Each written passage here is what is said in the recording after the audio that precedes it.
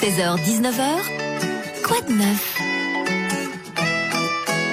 Et c'est l'heure de l'image du jour. Tout de suite, vous nous avez parlé de pique-nique, Charlotte. Ouais, de pique-nique. Dites-moi, Cyril, quand vous avez une petite faim et que vous avez pas envie de vous déplacer, tout simplement, vous faites quoi? Vous appelez. Je fais une petite salade à la maison.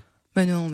Vous appelez Deliveroo, Uber Eats. Oui, un livreur de pizza, les trucs comme ça. Voilà, ouais. exactement. Figurez-vous qu'un Britannique qui vit à Bordeaux a une idée très étonnante pour se faire livrer son plat préféré. Donc son plat préféré qui vient d'un restaurant indien qui se situe dans le sud de l'Angleterre. D'accord. Eh bien, il va se faire livrer son plat indien préféré à Bordeaux.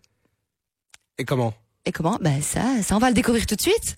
Il est avec nous au téléphone? Il est avec nous, évidemment. C'est James qui est avec nous au téléphone. Bonjour. C'est moi qui suis avec vous. Bonjour. Merci pour l'accueil. Avec plaisir. Dites, vous êtes un Britannique qui parle très très bien français.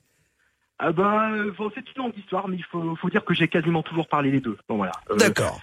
Alors, on a beaucoup parlé de vous dans la presse aujourd'hui. On voulait vous avoir au téléphone dans cette image du jour, puisque donc, vous n'allez pas faire appel à un livreur de pizza, vous allez chercher vous-même en avion le plat que vous préférez, c'est ça? C'est exact. Donc, cet homme est fou. Juste pour vous faire un petit peu l'histoire. Donc, en fait, vous devez bien savoir en tant que Belge que le français lambda n'aime pas faire deux choses en même temps. Ouais. C'est pour ça qu'il ne peut pas manger épicé. Donc, du coup, en fait, on a l'idée de faire transporter un repas indien, comme vous l'avez dit, du sud de l'Angleterre jusqu'à Bordeaux, puisqu'en fait, on peut très bien manger indien à Bordeaux, mais en fait, c'est un peu adapté au goût des Français. C'est-à-dire qu'il n'y a pas beaucoup d'épices, il n'y a pas beaucoup de piment. D'accord. Et on trouve ça un petit peu fade. Enfin, nous, expatriés britanniques, on trouve ça un petit peu fade. Et c'est vrai que la nourriture indienne est très développée en Angleterre et on mange des choses extraordinaires. Donc, ça doit vous manquer, effectivement, je peux comprendre. Ça me manque. Il faut dire que ça m'a manqué au point de vouloir en faire livrer par avion. Oui. Mais alors, ce qu'il faut, c'est que vous allez vous-même chercher en avion, alors.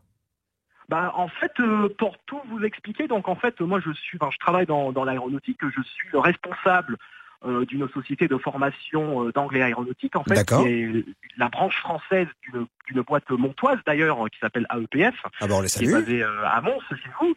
Et en fait, moi je fais des stages d'anglais aéronautique à longueur d'année, et avec mes élèves, parfois on organise des petits séjours d'immersion. Donc on va en Angleterre pendant quelques jours, et en fait, pendant ces séjours-là, on va souvent manger indien.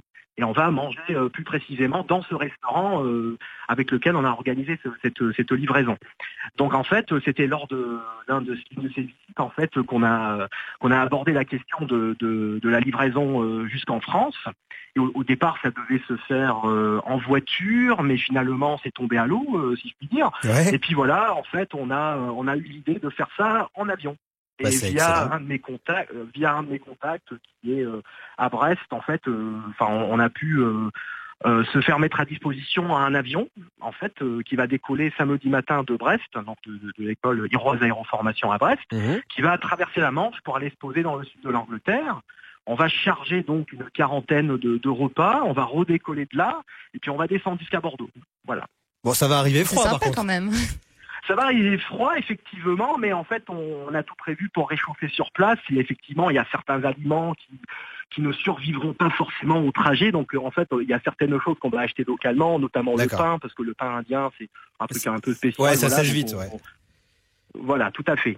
Eh ben, quel projet fou quand même. C'est un one shot ou vous allez mettre en place un système de livraison régulier?